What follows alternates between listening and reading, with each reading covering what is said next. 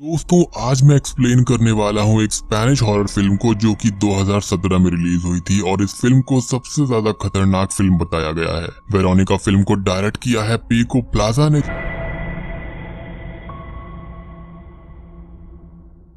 Film की शुरुआत होती है फिल्म की एंडिंग को दिखाते हुए यानी कि 15 जून 1991 मेडियास रेजिडेंसी पर, जहां पर एक लड़की ने इमरजेंसी सर्विसेज को घबराते हुए कॉल किया है कि उसके भाई की जान खतरे में है और कोई उसको ले जाने के लिए आ रहा है। और इतने में ही कॉल कट हो जाती है। बारिश का माहौल है और पुलिस भी वहां पर घर की तरफ बढ़ रही है। यहाँ पर डिटेक्टिव रोमेरो घर के अंदर एंट्री लेते हैं और ब्लड ट्रेल्स को फॉलो करके रूम के अंदर पहुंचते हैं, जहाँ पर वो कुछ ऐसा देखते हैं जिससे उनके होश उड़ गए थे। ऐसा उनके एक्सप्रेशन से साफ साफ नजर आता है। यहाँ पर एक लड़की चिल्ला रही होती है और अचानक से 3 दिन पहले के सीन्स दिखाए जाते हैं, जहाँ पर वेरोनिका हमको नींद से जागते हुए दिखाई देती है, यानी कि 12 जून 1991। वेरोनिका एक 15 साल की लड़की है जिसके 3 और भाई बहन हैं, जैसे कि आयरीन, लूसिया और सबसे छोटा भाई एंटोनिटो। वेरोनिका इतनी छोटी सी ही उम्र में इनकी माँ का रोल निभा रही होती है, जैसे इन सभी के लिए खाना बनाना, इनको तैयार करना और भी काफी कुछ। इनकी माँ का नाम होता है एना, जो कि सारा दिन सोती रहती है क्योंकि वो रात भर एक बार में काम कर रही थी ताकि वो घर का खर्चा चला सके।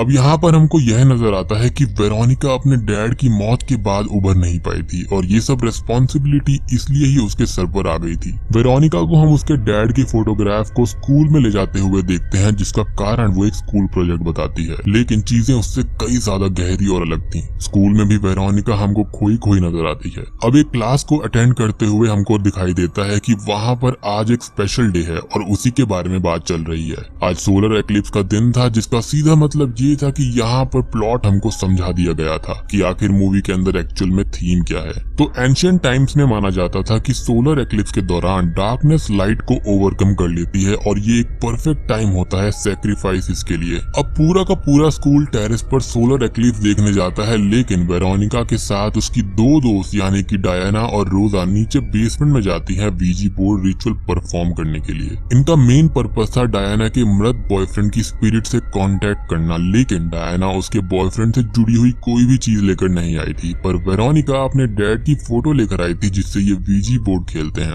तीनों दोस्त एक ग्लास को प्लानचेट की तरह इस्तेमाल करके किसी स्पिरिट से कांटेक्ट करने की कोशिश करते हैं और मीनवाइल टेरेस पर सब सोलर एक्लिप्स को शुरू होते हुए देखते हैं, जिसका मतलब ये था कि डार्कनेस अब लाइट को टेक ओवर कर रही है। तीनों लड़कियों में से वेरोनिका को छोड़कर रोजा और डायना को ग्लास बहुत ज्यादा गर्म फील होता है। अब जैसे ही एक्लिप्स पूरी तरह सूरज को ढक देता है, तभी वेरोनिका ने ग्लास के ऊपर ही उंगली रखी हुई थी, जो कि सूरज के ऊपर आकर रुक जाता है और ग्लास टूट जाता है, जिससे उसका खून सीधा सूरज पर गिरता है और पूरे बोर्ड पर आग लग जाती है। कैंडल्स बुझ जाती हैं और जब वो देखते हैं तो वीजी बोर्ड 2 हिस्सों में बांट दिया गया था, जैसे एक सूरज और दूसरा चांद। सूरज ब्लड से ढक गया था, जिसका मतलब ये था कि ईविल यहीं पर रुक गया है और वो सक्सेसफुल रहा वेरोनिका को अपने काबू करने में। वेरोनिका अब अनरेस्पॉन्सिव हो जाती है और रोजा के कान में एक बात विस्पर करती है, जो कि इतनी ज्यादा खतरनाक थी कि रोजा और डायना दोनों ही डर जाती हैं। अचानक से वेरोनिका बहुत तेज चिल्लाती है। उसका मुंह इतना ज्यादा वाइड ओपन था कि नॉर्मल लोगों के लिए ऐसा करना काफी मुश्किल था। इसका मतलब ये था कि ईविल वहीं पर रह चुका है, मीनिंग वेरोनिका से खुद को डार्कनेस ने अटैच कर लिया था। वहाँ बेसमेंट की सारी लाइट्स ब्लास्ट हो जाती हैं क्योंकि वो एक डेमोनिक आवाज में चिल्लाती है और वो फिर से पास आउट हो जाती है। इसके बाद वेरोनिका की आंख खुलती है स्कूल के नर्सिंग रूम में, जहाँ पर नर्स उसको यह बताती है कि शायद आयरन डेफिशिएंसी और स्ट्रेस के कारण से ऐसा हुआ है।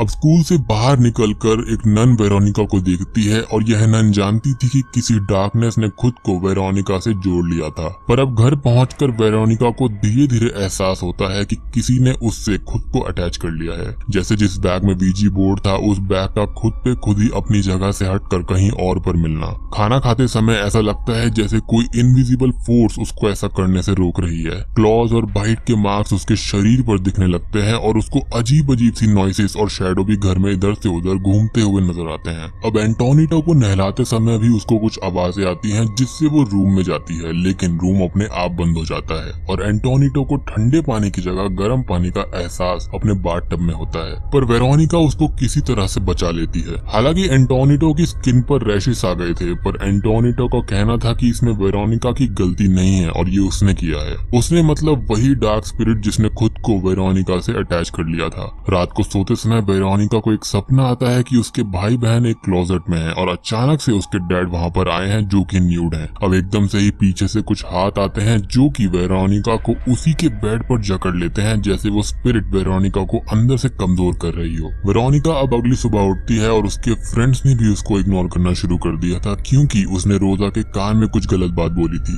अब इन सब बातों से परेशान होकर वेरोनिका फिर से उसी स्कूल बेसमेंट में जाती है जहाँ पर ये सब शुरू हुआ था और वहाँ पर उसको मिलती है सिस्टर डेथ जो कि देख नहीं सकती थी। यह नन वेरोनिका को डांटती है कि जो उसने किया वो बहुत ही गलत किया और एक डार्क स्पिरिट ने खुद को उससे अटैच कर लिया है। वो अपना एक एक्सपीरियंस भी बताती है कि उसके साथ भी ऐसा हुआ है और यह नेगेटिव शक्तियाँ काफी ज्यादा पावरफुल होती हैं जिनसे पीछे छुड़वाना काफी ज्यादा मुश्किल होता है। और ऐसी ही किसी स्पिरिट से एनकाउंटर करते टाइम सिस्टर डेथ की आंखें चली गई थी, लेकिन उनको यह एहसास हुआ कि इविल स्पिरिट्स और अच्छी स्पिरिट को देखने के लिए या फिर महसूस करने के लिए आंखों की जरूरत नहीं है। वेरोनिका के साथ में जुड़ी स्पिरिट को भी ये अलग करने की कोशिश करती है लेकिन कुछ भी काम नहीं बनता और तब सिस्टर डेथ ये कहती है कि जो उसने शुरू किया है वो उसको खत्म करना होगा। यानी कि वीजी बोर्ड में एक रूल होता है कि आप गुड बाय कहे बिना गेम को एंड नहीं कर सकते और इन्होंने तो बिना गुड बाय कहे ही गेम खेलना बंद कर दिया था। सिस्टर डेथ यही कहती है कि वेरोनिका को अपने भाई बहनों को बचाना होगा क्योंकि यह डार्कनेस एक लिविंग सोल चाहती है।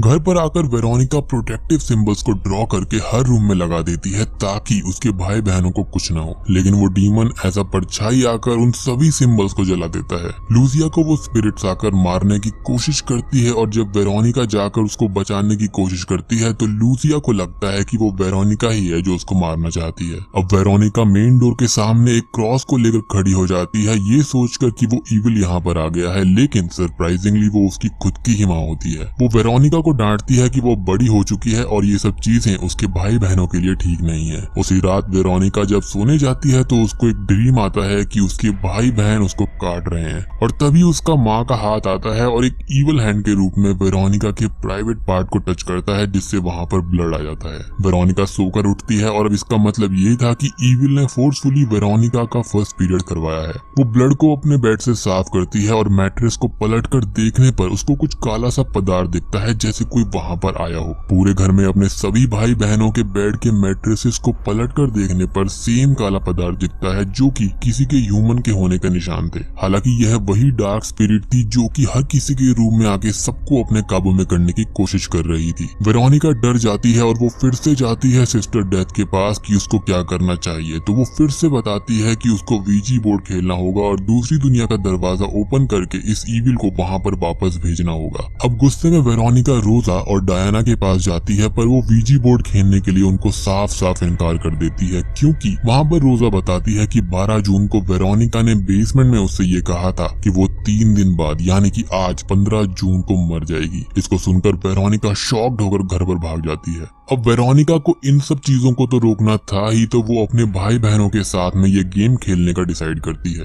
घर में कैंडल्स जलाए जाते हैं और अंधेरा किया जाता है। वो एंटोनिटो को कुछ प्रोटेक्टिव सिंबल्स पूरे घर में बनाने के लिए कहती है, लेकिन वो इविल स्पिरिट पेज को पलट देता है जिससे वो मासूम सा बच्चा प्रोटेक्शन के सिंबल्स नहीं बल्कि इविल को घर में लाने के सिंबल्स बना देता है। अब ये लोग वीजी बोर्ड गेम खेलना शुरू करते हैं और सवाल करते हैं कि यहाँ पर कोई है, तो इंस्टेंटली आंसर होता है यस। वो गुड बाय करने की कोशिश करते हैं लेकिन गुड बाय करने से वो इविल साफ साफ मना कर देता है। फिर ये एक रिचुअल के तहत एक कमर्शियल सॉन्ग साथ में गाने लगते हैं लेकिन कुछ भी असर नहीं होता और घर में अजीब अजीब सी वॉइसेस आनी शुरू हो जाती हैं। एंटोनिटो को ये स्पिरिट खींचकर अपने साथ ले जाती है। अब वेरोनिका इमरजेंसी सर्विसेज यानी कि 911 में फोन कॉल करती है जो कि बिल्कुल शुरुआत में दिखाया गया था, यानी कि वो वेरोनिका ही थी जिसने ये इमरजेंसी कॉल की थी। कॉल कट करके अब वो सीधा जाती है बाथरूम में जहाँ पर एंटोनिटो के पास में था वो इविल, पर वेरोनिका किसी तरह से बाथरूम में घुस जाती है और वो इविल उसको हिट करता है। होश आने पर वो एंटोनिटो को घर से बाहर लाती है। अब घर से बाहर आते टाइम लूसिया और आयरीन तो बाहर आ जाते हैं, लेकिन जब वेरोनिका शीशे में देखती है तो एंटोनिटो उसकी गोद में ही नहीं होता।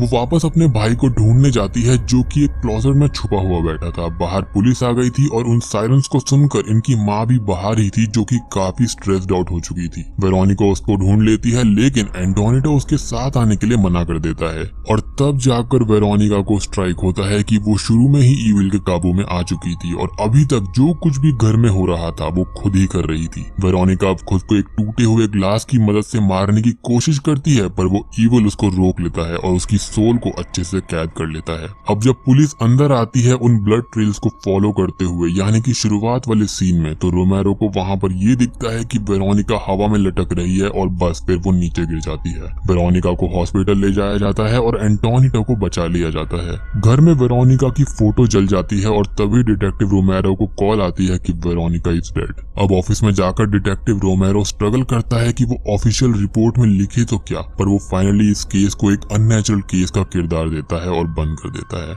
अंत में वेरोनिका की जली हुई फोटो फिर से रिवाइंड होती है और एक क्यूट स्माइलिंग वेरोनिका हम सभी को नजर आती है और मूवी वहीं पर खत्म हो जाती है। अब क्या वेरोनिका के मरने के बाद ये ईविल चला गया था? तो मुझे ऐसा नहीं लगता, क्योंकि दूसरी दुनिया का दरवाजा खुला ही नहीं, ना ही वेरोनिका ने गेम के रूल को फॉलो किया था। तो अब ये ईविल यहीं रुककर और सभी के लिए भी खतरा बन सकता है। खैर, उम्मीद करता हूँ कि आपको यह एक्सप्लेनेशन पसंद आया हो।